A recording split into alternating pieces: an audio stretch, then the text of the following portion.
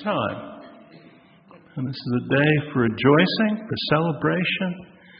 I hope all of you have the opportunity to get outside to enjoy some good weather. This is going to get very hot in just a few weeks. So enjoy it while you can. Now, some of you go home today, and family members, neighbors, friends may ask, well, you went to church today, or whatever you guys call it. You have what, a minister, a rabbi, a preacher? What did he talk about? What did he say? And I suppose the summary is something like this. Well, the preacher said we ought to make our peace with Jesus. We ought to make our peace with the Bible. But at the same time, we're Unitarian Universalists. So we want to be critical. We want to think for ourselves. We're very rational people, very independent-minded, so we don't take anything just on faith alone. But we do take the Bible very seriously. This is not the American Atheist Association. I have to remind people of that every now and then. Although we certainly have atheists and agnostics present, skeptics, freethinkers, they're all represented in this place. And still we take the Bible very seriously. And today on Palm Sunday, the preacher talks about Jesus of Nazareth. On other occasions, we'll talk about Muhammad, we'll talk about the Buddha, we'll talk about Hiawatha, Native American spiritual leaders. But this is April, the season of Passover, Palm Sunday. The two events are related. And so we'll talk about Jesus today, and we'll talk about the world in which he lived, and we'll talk about the world in which we live. Now, this is the beginning of Passover. Officially, it started last night at sundown. So you might say that today is the first complete or full day of Passover according to our calendar. It's Palm Sunday. And Passover and Palm Sunday are related. And I think most of you know the story, but for those of you who need a refresher course, I'll just offer some reminders. According to the Bible, all four of the well-accepted Gospels, Palm Sunday was the day when Jesus made a triumphant entry into Jerusalem. And this happened, somewhere around the year 60 A.D., give or take a few weeks, as we always say, but somewhere around that time. Tiberius was emperor of Rome, and Pontius Pilate was the governor in what we think of as Israel or Palestine. We don't know much else about what happened. It was all very confusing. Things happened very quickly, as they often do, and there were different reports about what happened. But the basics go something like this. Jesus makes his entry. He's riding on a donkey. That's interesting. He's riding on a donkey. Pontius Pilate reportedly came in from the other side of Jerusalem on the same day, and he rode on a horse with soldiers and dignitaries surrounding him, according to legend. But Jesus' entry is supposed to be much more humble. This is a radical Jewish peasant who comes from a backwater place called Galilee, which is way up north. It's still a little bit of a backwater. It's up towards the Golan Heights, if you're curious. Jesus makes a much more humble entry than does Pontius Pilate. But he's already a celebrity because he's been preaching out in the wilderness, out in the sticks for maybe as long as 2-3 years by some accounts. So people have heard about Jesus. They're excited. Big crowds, at least 100,000 by some reports, in Jerusalem. And people call out, Jesus, Hosanna, the King of the Jews. The King of the Jews has arrived. That may not be what Jesus wanted or expected, but that's what's reported. And when we read this in the Gospels, we know there's going to be trouble. Maybe Jesus sensed that on Palm Sunday. There's a lot of excitement right now, exaltation. People want a liberator, maybe a new king. And in that situation, you know there's going to be trouble. Now, the Bible tells us also that Jesus settled in for a bit, and then probably on Tuesday, he caused a riot at the temple. And most accounts say, well, it had something to do with the money changers. People had to change their money into Jewish coins. Whatever foreign currency they had was not accepted at the temple. Had to be the right sort of money.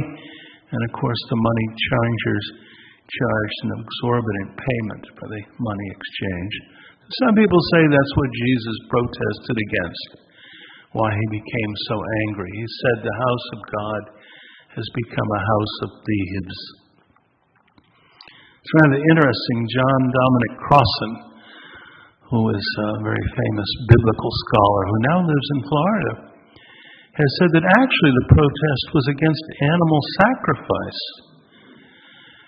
Because what's happening is people are exchanging money to purchase animals that will be sacrificed at the temple.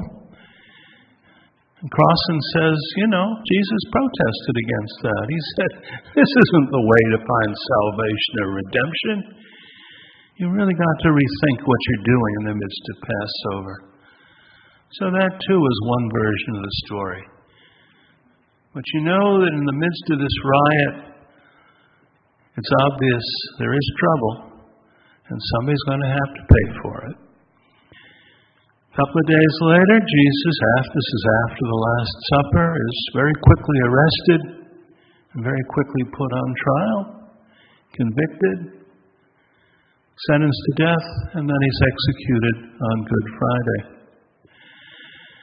I met a legal scholar some years ago at Boston University who insisted that this could not have happened because the legal proceedings were completely contrary to what was expected in that time and place.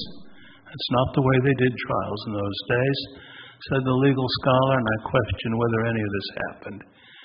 To which I said, there's a lot of things that go wrong in the legal system. And I have seen a few in my time. Courtrooms with improper proceedings, all kinds of false stories presented as truth, improper representation. I've seen a lot of things go wrong in the legal system. And I suspect that it was probably just the same back in ancient Jerusalem. They didn't always do things by the book back then, but I think you know the situation still exists in modern times. That's pretty much the story of Easter week, or the week which we sometimes call Holy Week. It starts with Palm Sunday, which coincides with Passover. Unitarian Universalists are sometimes asked, maybe you've heard this question, or these questions, do you believe in the Bible? Do you study the Bible? Okay. Do you take it seriously?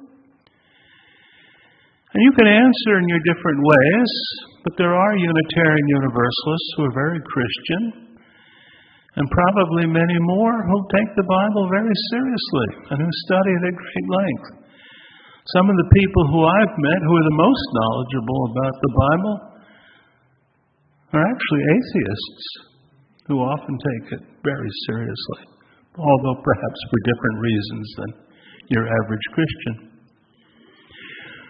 As Unitarian Universalists, we know that there's not really just one gospel, there are several gospels. And new gospels are actually being rediscovered. The Gospel of Thomas was discovered in 1945 in Egypt, not too long ago. And there are probably other documents yet to be found. So we ask, when you ask about the Bible, what Bible are you talking about? Which version of this Jesus story do you have in mind?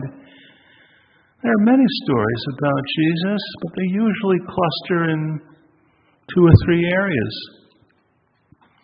Some people believe in a magical Jesus who could fly through the air, rise again from the dead, create all kinds of miracles. A Superman who was the equal of God the Almighty. And because he was Superman, he could do things that you could never do.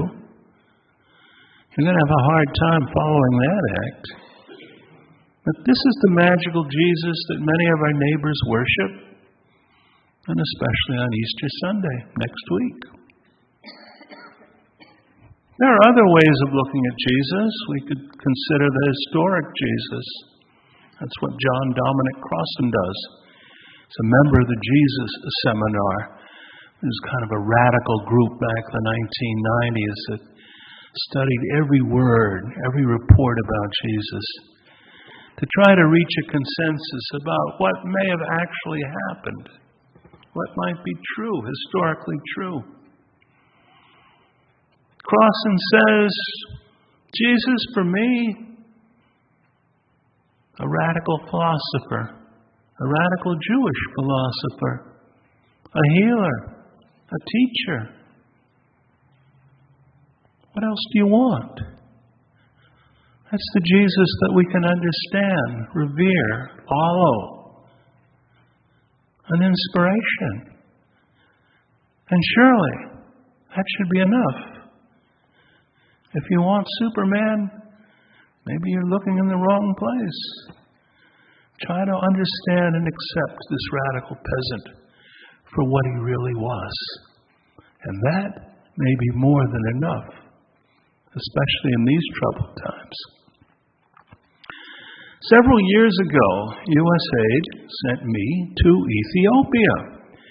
And I went to Ethiopia to learn about population, health, and the environment during an era of climate change.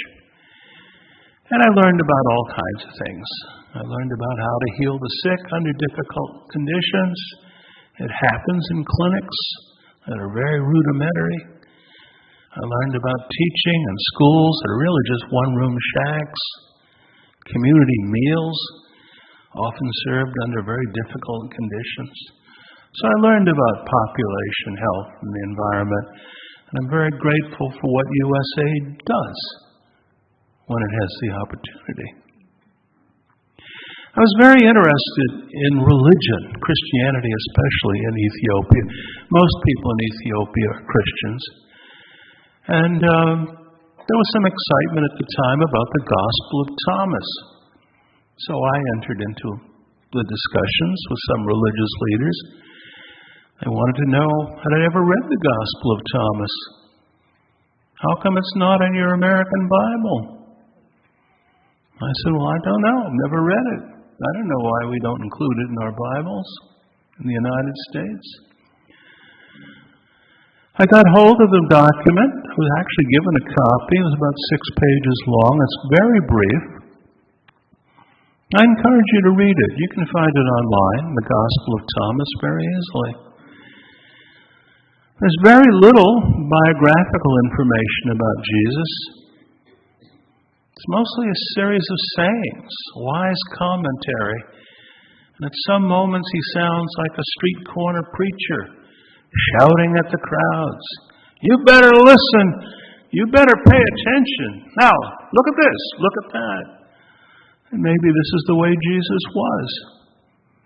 There are lots of street corner preachers back in those days. We still have more than a few. And some of them may be the prophets that we need. I'm going to read you a little bit from the Gospel according to Thomas. This is a quote. Jesus said to his disciples, "Compare me to someone. Tell me who I am like." And the disciple Peter said, "You are like a righteous angel." The disciple Matthew said,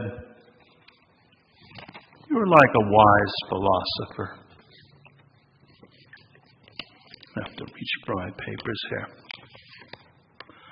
The disciple Thomas said, "Master, my mouth is wholly incapable of saying who you are really like." And Jesus said in response, "I am not your master. You are drunk. You've all become intoxicated." You can almost hear Jesus laugh at this comment. And Jesus said, "I take my place in the middle of the world, and I appear in the flesh, and I find all of you intoxicated, yet none of you are thirsty." So how do we interpret that message? Well, I can give you my interpretation. Jesus might be saying on that occasion, get sober. Come to your senses.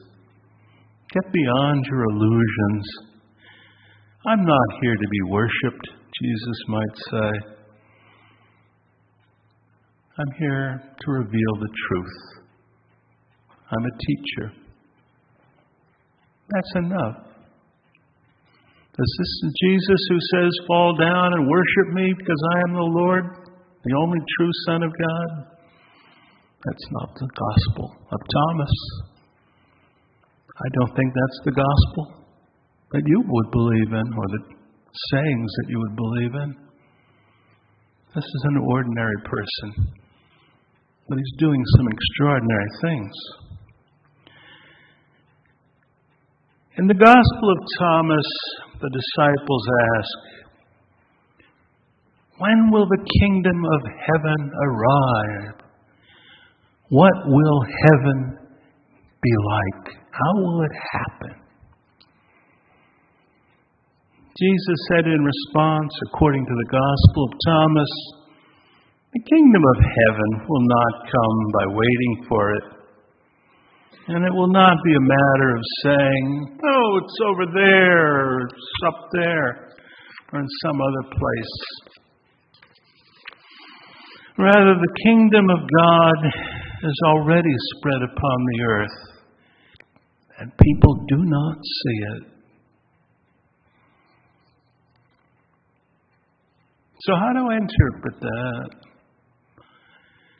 I think Jesus is saying, the kingdom of heaven, if it is to be created, if it is to exist, needs to be in your eyes and in your hands. It's already within you, and it's waiting to be discovered in the present moment. Jesus says in the Gospel of Thomas, and you'll also find this in Matthew and in Luke, it's a familiar story. Jesus says, the kingdom of heaven is like a certain woman. She took a little leaven and concealed it in some dough and made the dough into large loaves of bread. So how do I interpret that?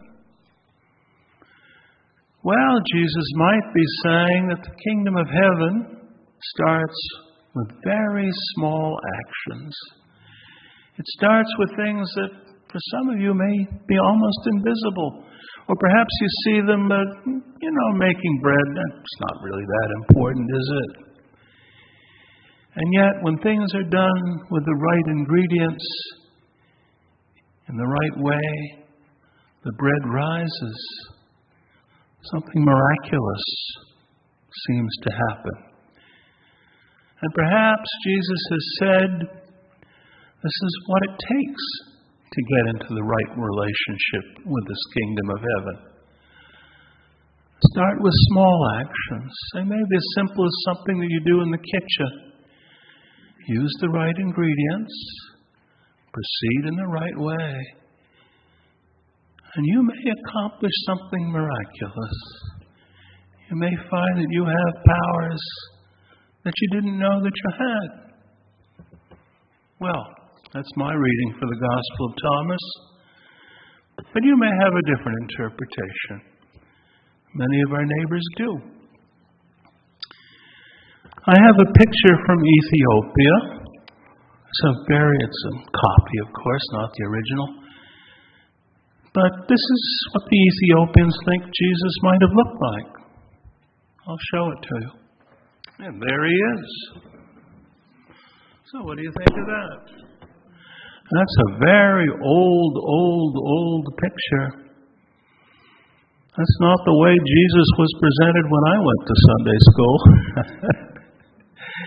Well, first of all, he's a black man, certainly very dark-skinned. Maybe he looks kind of Jewish by the standards of ancient times. Look at his hair and his beard. He has a halo, but aside from that, he looks like a rather ordinary person. He might be a construction worker in Palestine, or maybe a sanitation worker or something like that. A radical Jew.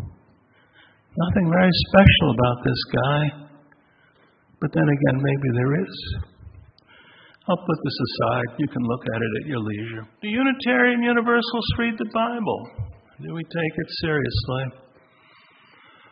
Well, there's so many different stories. But there are two in particular that receive a lot of attention. And they're associated with the two big holidays on the Christian calendar. So first of all, think about Christmas and ask, how was Jesus conceived? How was he born? Well, at the time there were many rumors about what had happened. Mary, of course, keep in mind, was probably about 14 years old. Okay, keep that in mind. And suddenly she's pregnant. We don't know what had happened, but there are rumors that she'd been raped by a Roman soldier who was simply known as the Panther. Maybe the Panther was Jesus' father. In any event, there was some kind of a scandal, and it was hard to cover it up. Keep in mind, this is a very patriarchal society. There are points in the Gospels where Jesus is introduced as Mary's son, which is significant. It's like saying we don't know who the father of this kid is or this man. Maybe he's a bastard. We don't know. The early Christians have to move very quickly to explain, was he legitimate? Was he illegitimate? Why and how did Joseph accept Mary? The questions are still asked. For many of us, maybe they don't really matter, but they mattered at the time. It suggests that Jesus may have grown up in a very difficult situation, where there were questions about who his father really was. Easter. Well, at least 40% of the Gospels, if you add up all the pages, are focused on Holy Week. What happens starting with Palm Sunday and then progressing on to what is considered to be the resurrection.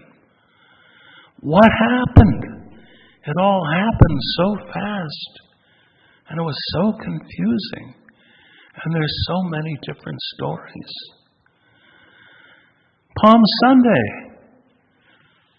everybody is so excited and glad to see Jesus, and then he's dead by Friday, and he's been deserted by almost everybody, including that crowd that was so enthusiastic just a few days earlier. What are we to make of this? That man on the cross shouts out, or perhaps he mumbles. We don't really know what the tone of voice was. My God, why have you forsaken me? That doesn't sound like Superman. It sounds like somebody who is in incredible suffering. It was so difficult. there were people like Peter, forget about Judas, there were people like Peter who felt that Jesus had been betrayed by all of his disciples. Maybe they were right in that moment.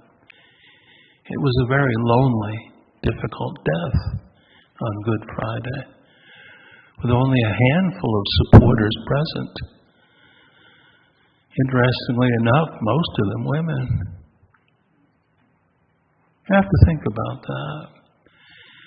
And then something miraculous happens, and we don't really know what it was. Some people say, well, the body was put in a tomb, but then it was stolen by who, we don't know, but we can imagine several possibilities. People came in search of the body, again, a group of women. Didn't know what had happened. The gardener said, or someone who they thought was the gardener, the body has been taken away. But then, well, we don't really know what happened next. People may have imagined that they saw Jesus because they wanted to see Jesus.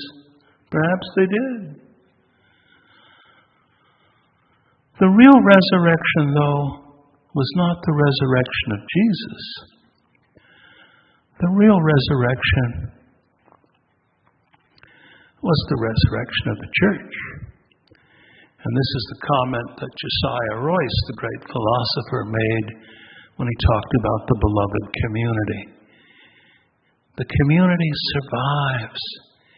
It comes back together once again after the death of Jesus.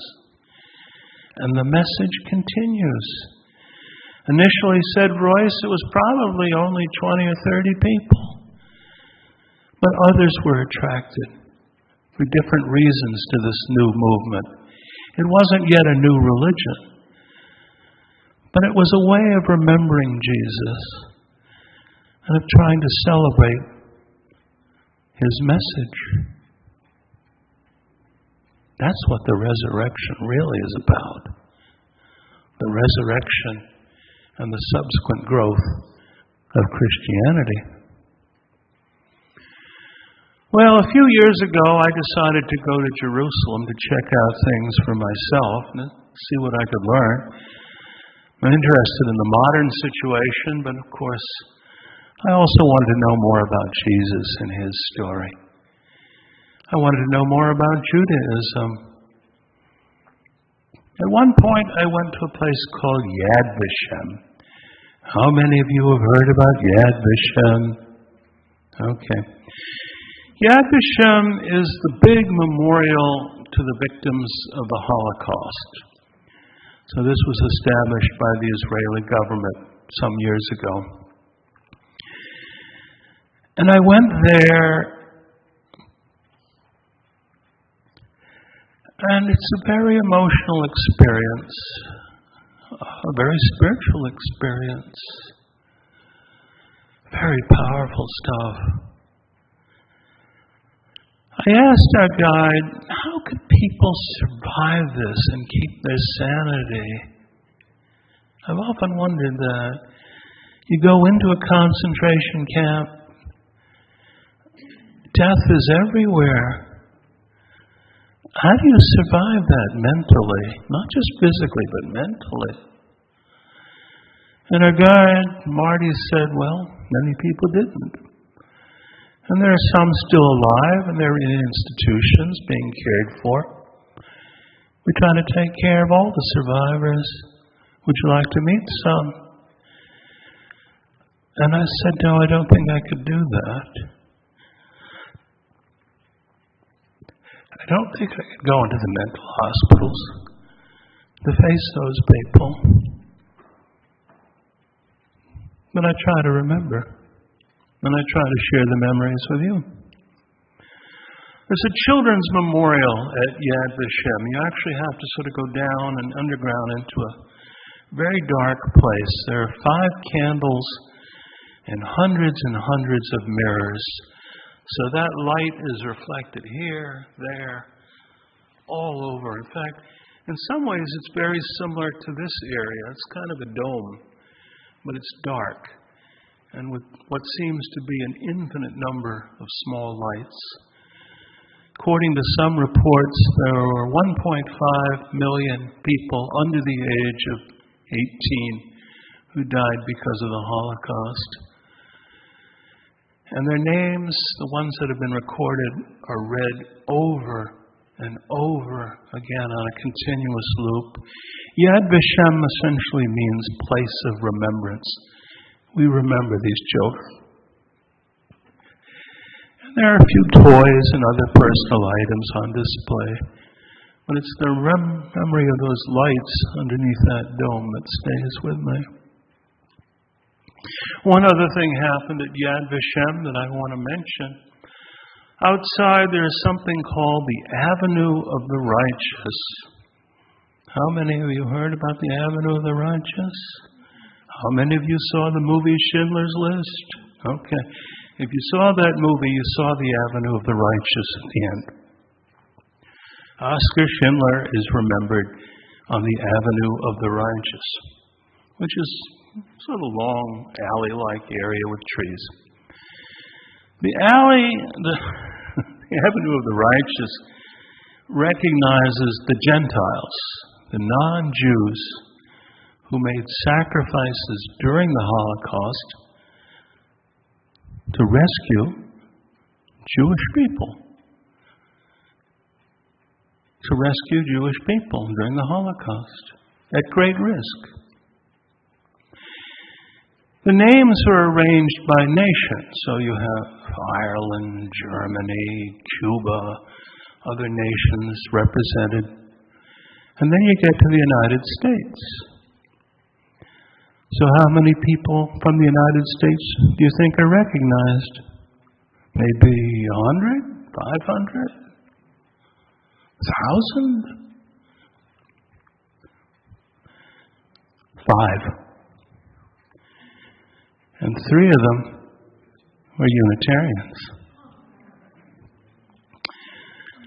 Reverend Waitstill Sharp, his wife Martha Sharp, and a gentleman named Varian Fry, who worked with him for several years. Now tonight on public television, they're going to show that movie called Defying the Nazis. And I hope that all of you get a chance to see that movie. And I also hope that public television can survive in this current climate. It's the story of Waitstill and Martha Sharp and how they rescued Jewish people and others who were being persecuted in Europe.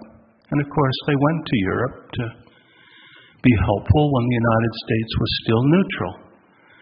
They worked in Prague for a while, and later in Marseille and in other places.